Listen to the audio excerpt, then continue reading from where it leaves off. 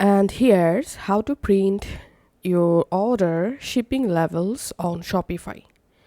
Go to your Shopify dashboard and go to orders section. And now, for example, I want to create and print shipping level for this order. So here I'm just clicking on create shipping level. And here, fill out the package and weight information for your order and choose your mail carrier.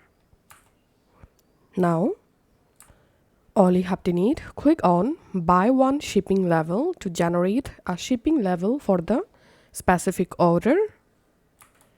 And here, this change format pop-up, you have to select this option and click on save. And here, all you have to need, click on print shipping level.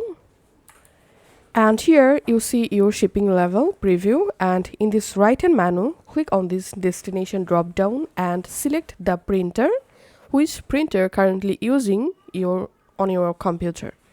And here select your paper size and copies, add here copies and scale, select default, and then click on print, and your Shopify order shipping level will be printed. Thanks for watching.